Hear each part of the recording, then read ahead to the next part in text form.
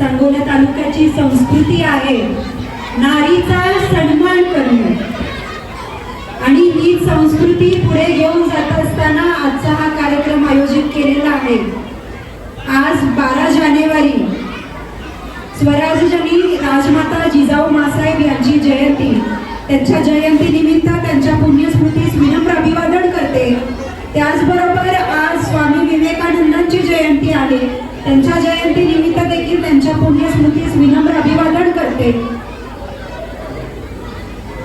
आज शेतकरी कामगार पक्ष जिल्हा परिषद गट एकतपूर याच्या संयुक्त विद्यमानाने आणि या तालुक्याचे लोकप्रिय आमदार डॉक्टर बाबासाहेब देशमुख यांच्या वाढदिवसानिमित्त आयोजित या कार्यक्रमासाठी आवर्जून आलेले क्रांतीनाना मळेगावकर, मी आपलं आणि आपल्या सोबत आलेल्या बालकलाकार सह्याद्री दिदी त्यांचं देखील मी या सांगोला तालुक्यात स्वागत करते।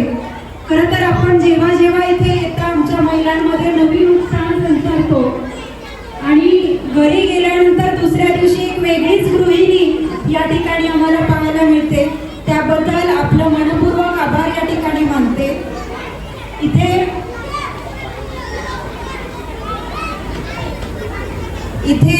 उपस्थित महिला भगिनी मोठ्या प्रमाणात उपस्थित आहेत, त्यांना मी या कार्यक्रमाच्या माध्यमातून एकच सांगू इच्छिते।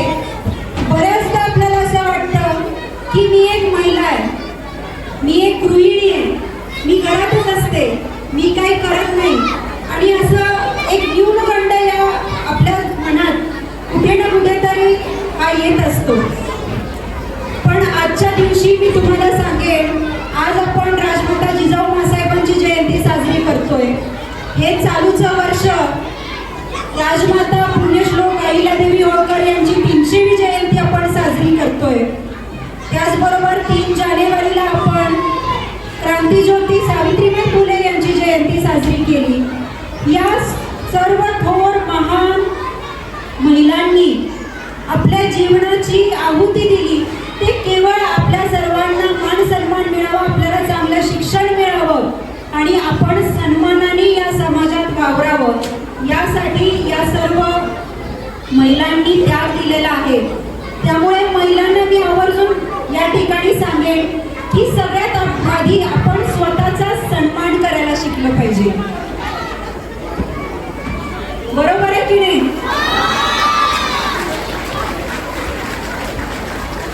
महिला म्हणून जन्माला येणं हे खूप मोठं भाग्याचं आहे, पण महिला म्हणून जीवन व्यतीत करत असताना अनेक जबाबदाऱ्या आपल्यावरती येत असतात, पण त्या पार पडत असताना आपण स्वतः जे आपलं जीवन व्यतीत करत आहोत, आपल्या मुलांवरती चांगले संस्कार देत आहोत, आपल्या कुटुंबाचं चांगलं पालन पोषण करत आहोत, आपल्या मिस्टरांना त्यांच्या कार्यात साथ देत आहोत, याचा आपल्या सर्वांना अभिमान वाटला पाहिजे।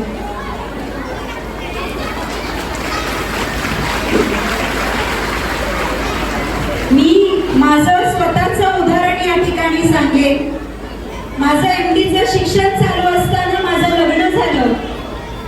शिक्षण पूर्ण झाल्यानंतर आबासाहेबांनी मला पहिला प्रश्न विचारला की आता पुढे काय?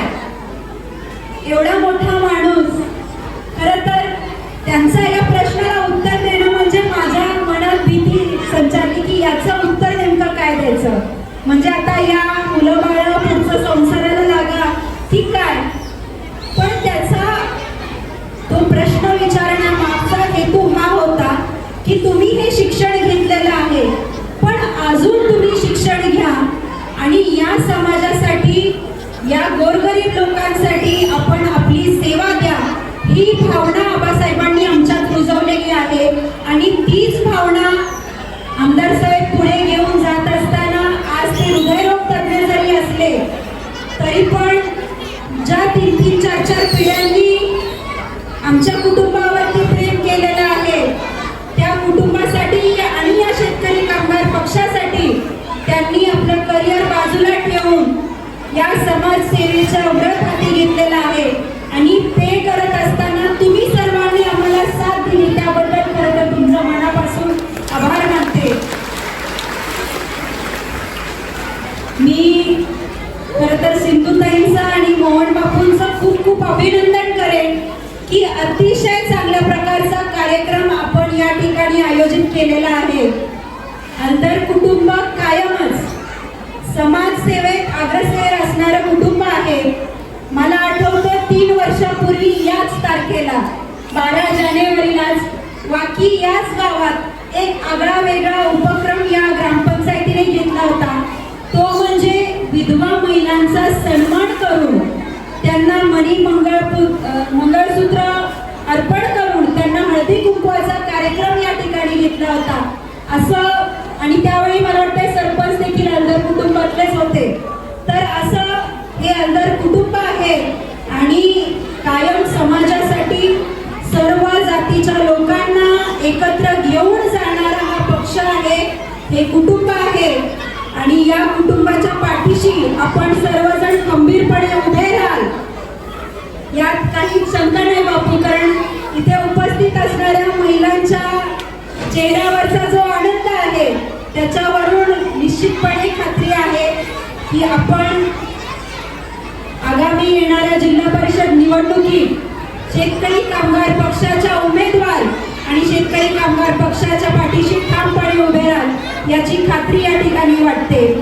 याचं कारण आहे की शेतकरी कामगार पक्ष हा कायम दीनदलित गोरगरीब कष्टकरी लोकांचं नेतृत्व करणारा पक्ष आहे. आबासाहेब असताना त्यांच्यासोबत काम करणाऱ्या ज्या महिला पदाधिकारी आहेत त्यांच्यासोबत जेव्हा माझी चर्चा होते तेव्हा त्यांच्याकडून देखील बोललं जातं की आबासाहेब असताना आम्हाला आमच्या मनात कुठलीही भीती नव्हती. या ठिकाणी रात्री अपरात्री देखील प्रवास करत असताना मनात कोणताही संकोच नव्हता, कारण आपला पाठीराखा आपले आबासाहेब आमच्या पाठीशी खंबीरपणे उभे आहेत. आणि आज तोच आत्मविश्वास या सर्व महिला डॉक्टर बाबासाहेब देशमुखांवरती दाखवतात आणि त्याबद्दल तुम्हा सर्वांचं करावं तितकं कौतुक कमी आहे. तर मी पुन्हा एकदा बापूंचं आणि सिंधुताईंचं मनापासून अभिनंदन करते की अतिशय चांगल्या प्रकारचा कार्यक्रम आपण साहेबांच्या वाढदिवसानिमित्त आपण आयोजित केला. खरं तर आजच्या कार्यक्रमाला साहेबांना देखील येण्याची फार इच्छा होती, पण महानगरपालिकेची निवडणूक असल्यामुळे साहेबांना मुंबईला बोलावण्यात आलं आणि त्यामुळे साहेब अचानक मीटिंगसाठी मुंबईला गेले आहेत. पण साहेबांच्या वतीने आपण सर्व महिलांना देखील मी खूप खूप शुभेच्छा देते.